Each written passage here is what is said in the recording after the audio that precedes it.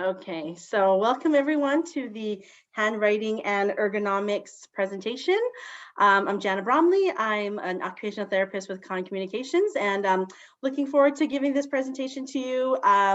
If there are any questions, we can wait till the end.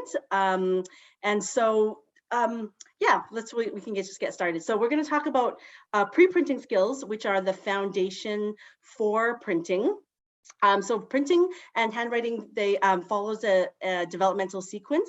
And so that's important to know because sometimes we want to, as educators and parents, we want to kind of jump the gun and get started on printing right away. And we might think, oh, let's get started with printing your name, but it does follow a developmental sequence. So that's important to know so that we are setting our children up for success.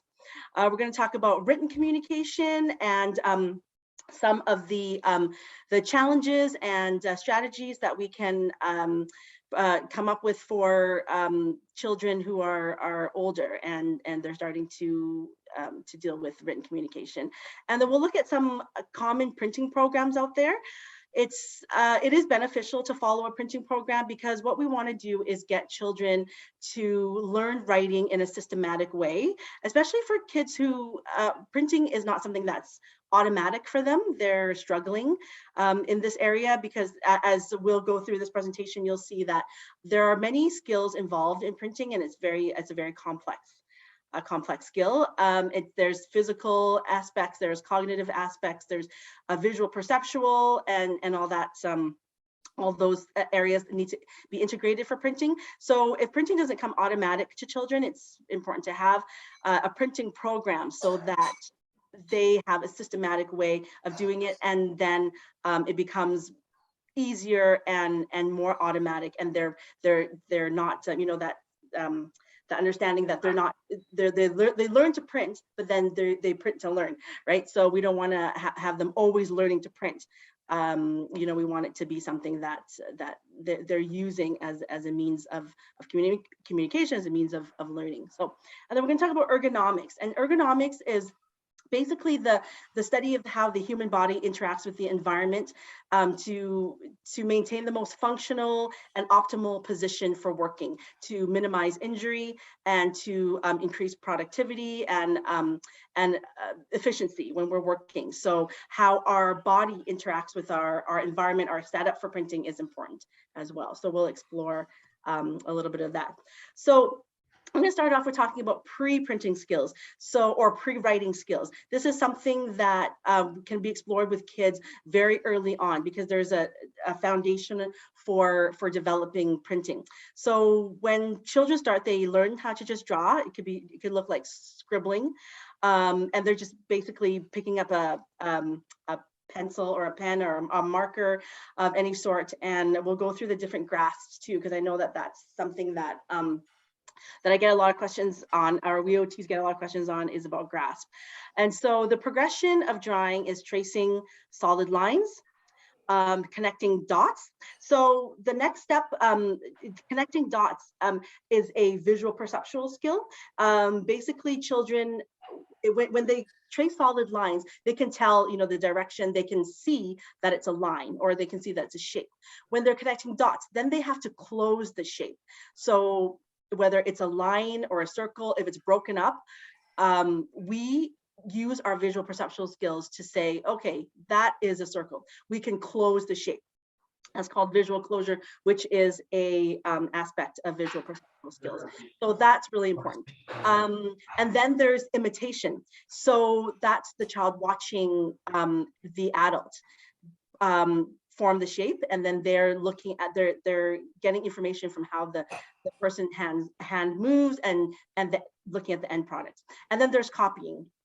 So this is a common thing that OTs will assess for in the occupational therapy assessments. We will give a child a shape. We're not drawing it ahead for them. We're not telling what shape it is. They're just looking at it, and they're using their visual motor, so that's hand-eye coordination, and their perceptual skills, so how they are interpreting the shape and then copying it. And then the last progression is drawing on request. So we can just verbally say, can you draw a circle, or can you draw a picture of yourself? So the issue is tracing. Tracing is great for recognition and practicing motor patterns, and is really good for motor control. So when children are learning how to trace, we want them to stay on the line, and so they're learning to really control their pencil and their marker. But a child may use different patterns to trace every time. They might start from the bottom and go up. They might start from the top and go down. They might start from the right and go left. So we just need to, when we start with tracing, to make sure that the child is going left to right, clockwise, starting at the top. This says clockwise here, but or counterclockwise, because there's also certain letters that you would go counterclockwise, like C or O, and we can get into that when we talk about printing programs.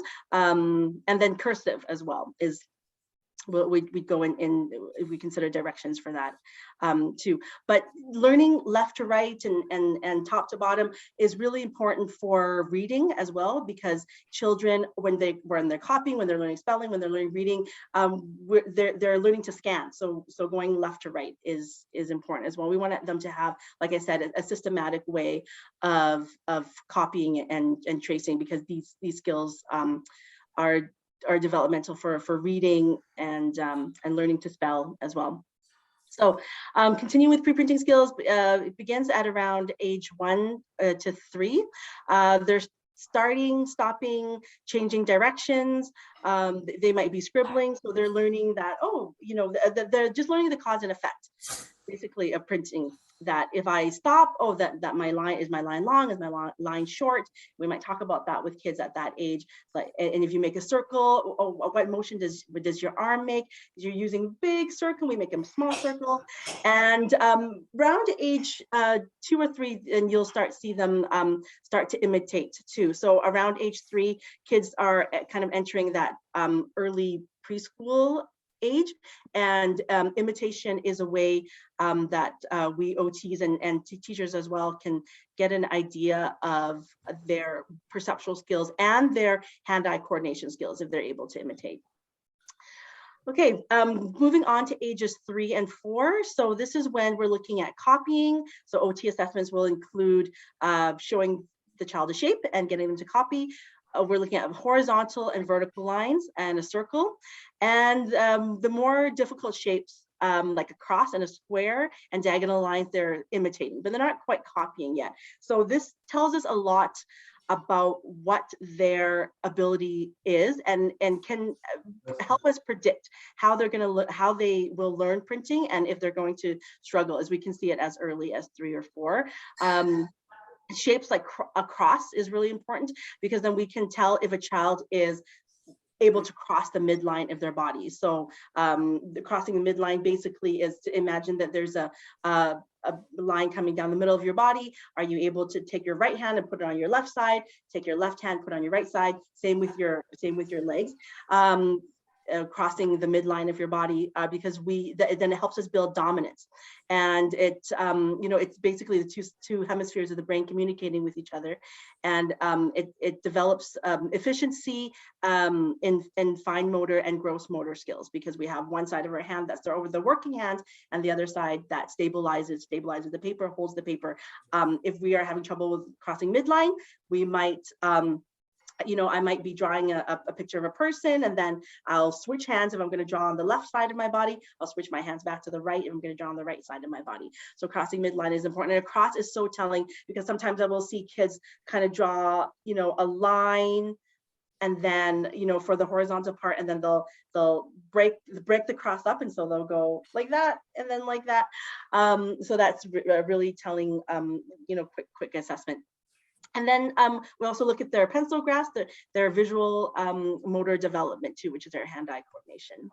So pre-printing skills at age 4 to 5, they're starting to trace lines really well. So they're getting that motor control. They're able to control their pencil. They're able to feel more comfortable with this new utensil that they're using, and be able to do something with it. They're copying across a square and diagonal lines. Diagonal lines can be tricky. And then they can imitate an X or a triangle. And then you start to see a functional grasp. So what we're looking for ideally is a tripod grasp. As we know, we can see kids at that age still using a fisted grasp or a pronated grasp, or their fingers all extended. But we want to look for a functional grasp. Ideally, a tripod grasp is ideal because it allows for the most stability, but also mobility. You want a balance between mobility and stability when you're writing. So we want them to be able to use the small muscles in their hands to make small shapes, color in the lines, but also hold the pencil and not drop it or have it to the grip be too loose. And ages 5 and 6, they're copying an X and a triangle. So in general, when children are able to copy a triangle, then they're able to print the letters of the alphabet. So that's a really kind of a quick and dirty screen. If children are having trouble with printing letters, we go back and look at where the pre-printing shapes are. And if they're still having trouble with diagonals, X, a triangle, then we run into trouble with the letters of the alphabet.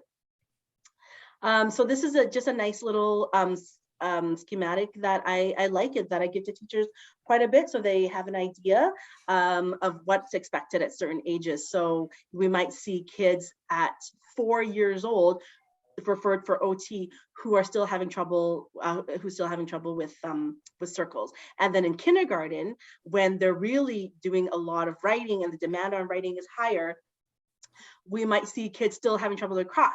So then it helps us understand better to better help them and where to start and meet them where they're at, so that they can build the foundational skills, right? So these are really the prerequisite skills for.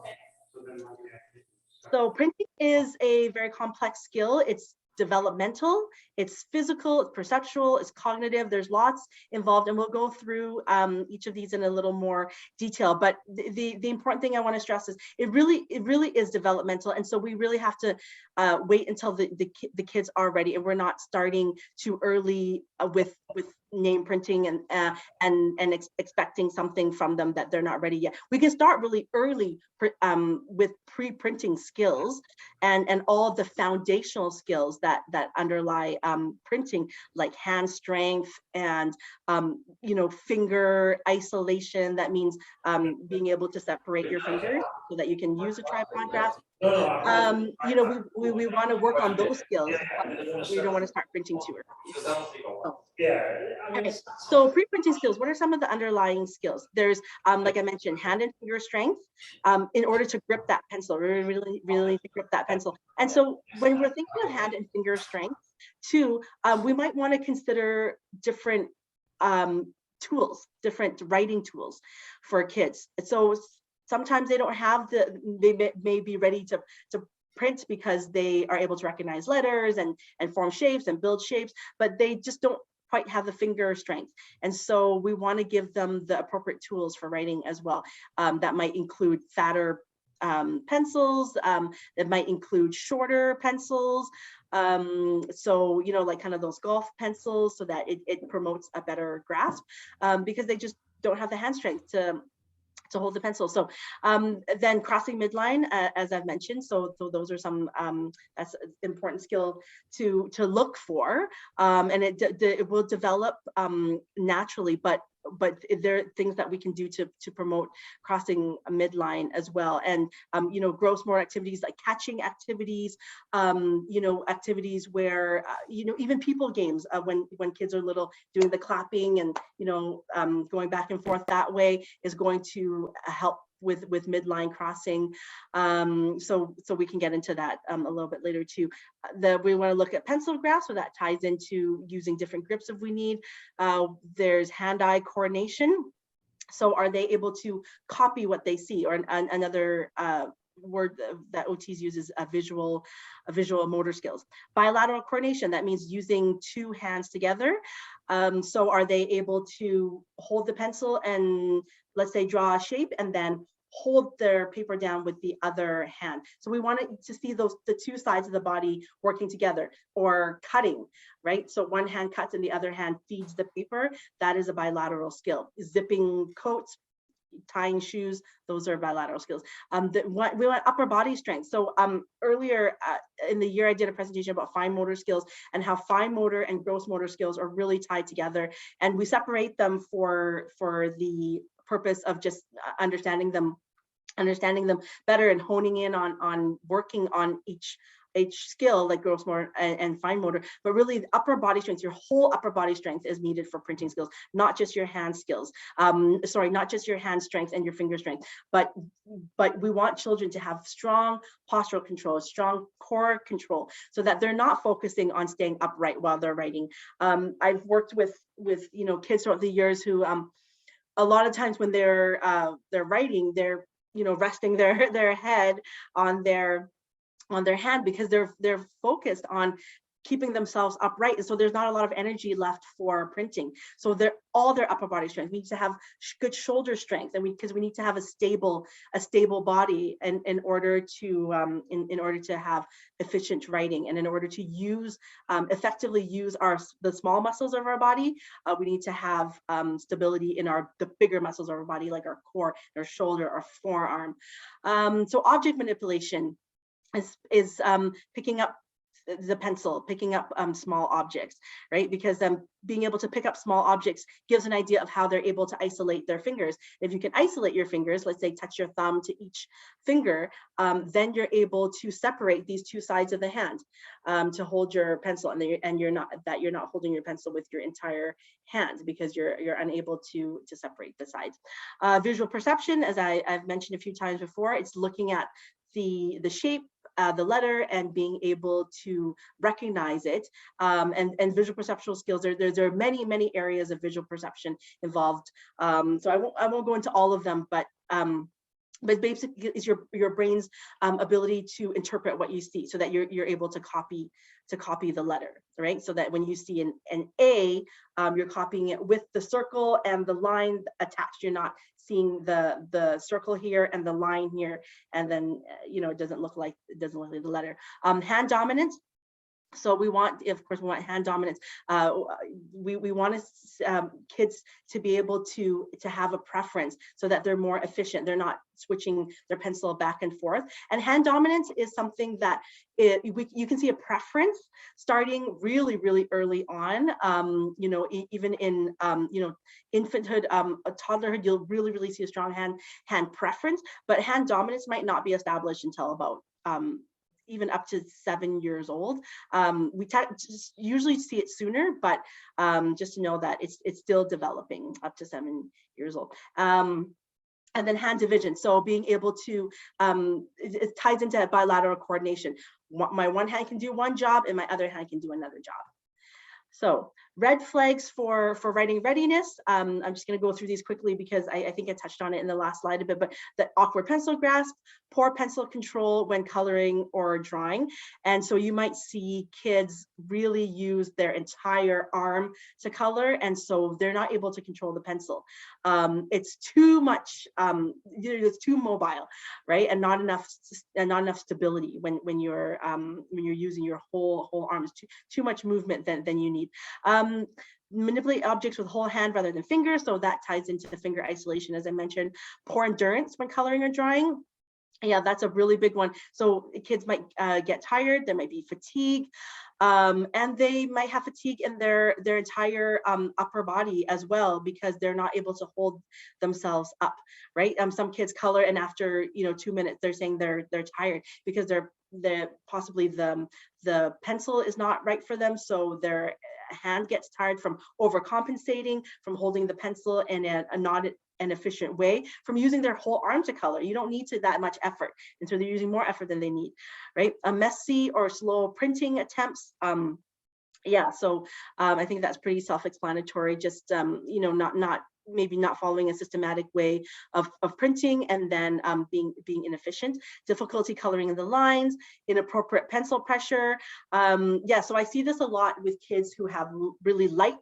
Sometimes they have really light pressure, sometimes they have really dark pressure, or it's a mixture of both. And there's underlying skills there too. And one of the skills lies in the sensory processing skills. So sometimes kids just they have trouble grading the force that's needed. So you might see kids write really, really hard because they're not getting that sensory feedback of how much pressure that they need. So they need to press really hard so they can feel it.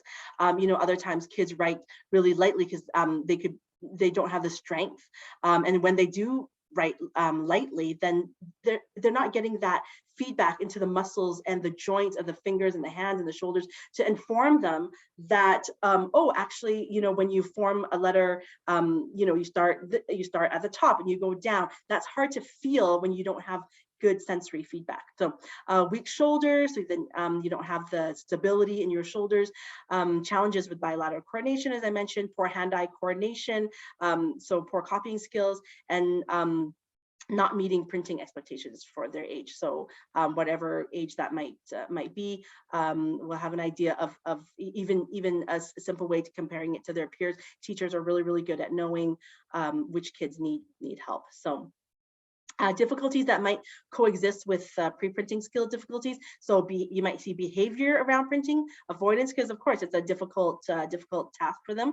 Poor self-esteem, they're comparing themselves to their peers. We see this, of course, as kids get older, that it's they become more astute, more aware of the fact that they're having difficulty. So we really, really want to help kids as early as possible, and early intervention is really key. Not that we can't work on it later as well. You would use different techniques, and we really need to buy in from the kids, and we need to make it a collaborative process. Academic performance, so slow to complete tasks, then a slower skill acquisition because they're so focused on still learning how to print. As I mentioned earlier, when I said learning to print versus printing to learn, right? So they're so focused on the printing that other concepts might get lost. Self-care, this really, I see there's such a correlation because printing involves hand skills. It involves using two hands together, involves crossing midline. It's going to transfer over to other areas of self-care, like dressing, eating, hygiene, and deferring responsibility, asking others to do things for them, and refuse it to do it themselves. So I think that we do see that a lot too happening sometimes. So written communication. So around 1 to 2 years old, they maybe pretend to read when others are reading, and this is just getting them an introduction to written communication and what written communication means, and that words mean something, and that that words can be written, words can be looked at, words can be read. And so very, very early on, even as babies, kids should be introduced to books, and you might see right then and there that there's some interest in books. To 2 to 3 years old, they're learning to distinguish print from picture, so they notice that there's a difference. Maybe pretend to read when others are reading, and they need an interest in books, sustained attention, visual scanning. So these are all these words like form constancy, that ties in with visual perception. So just recognizing again that the letters look different from the pictures. So there's lots of skills there that are involved. Finger isolation, because kids are starting to point at pictures. They're using their pointer finger and they're scanning, right? And then you might see too, if you're you have a little one, that they might start even scanning, from left to right and from top to bottom, and then they kind of know the sequence of how we read written language. 3 to 4 years old, they can identify basic shapes. They begin to learn numbers and letters. They know that you read print. They might recognize their name and other common words and symbols like stop on a stop sign. Sometimes in early early learning programs, they might have their names on their placemat for snack, and then they're just recognizing their name. Recognizing that those letters make up their name, right? And they know to read a book front to back and left to right. I think that this is such a huge telltale sign too, that when kids are younger, are they looking at books backwards or upside down, right? They just intuitively know how, even though they're not reading, how letters are shaped and how pictures are shaped. between 4 to 5 years old, they were hoping for a mastery of pre-printing shapes, because then that means that they're ready to actually print. So this 4 to 5, you're looking at around kindergarten age, you should be able to print their name. They can identify 10 letters, recognize and write numbers 1 to 5. They know the alphabet song, they're learning letter recognitions, and that they're learning that letters have sounds. So these are some huge kind of key areas that teachers look at, and us as OTs, when we come into the classroom, if there is a referral, that we're looking if the child can recognize some letters, that they know the alphabet, they know the sequence and sounds. And 5 to 6, they're learning alphabetic principles, that words are made up of sounds, that letters can be put together to make words. They're learning their numbers. They're starting to sound out words. And then sight words. In kindergarten, they are introduced to sight words like at, it, the, he. They track print while listening to a familiar story. So if there are books on tape, that's a great way for kids to learn too. If you're in the car and you know, if they're able to flip the page and follow along. They start to write basic words legibly. So we're looking at, you know, kindergarten, grade 1 age, and they're beginning to put sentences together, even just really simple sentences like, you know, I see the cat, or three word sentences around there. And 6 to 7, they're beginning to learn punctuation, capitalization, writing complete sentences with punctuation. And 7 to 8 years old, you know, we're looking at grades 2 and 3, they're writing at least 2 sentences. They're recognizing more sight words, more complex sight words, and reading becomes more automatic. And that they're getting the comprehension. And so that goes back to, I feel like a broken record, but when I said print, learn to print and print to learn, this is where we're hitting the age where we're starting to read to learn rather than learning how to read. All right, so written communication, what's the function? K to grade 1, learning to print, and like I said, transitioning from learning to demonstrating knowledge. So now we're doing the printing and the reading to learn. Okay, so we're going to get into some printing programs and now, and they can get it's kind of a little more nitty gritty. So I was just wondering if anybody had any questions up into this point. If I'm moving too fast or too slow or whatever it is, please let me know. So.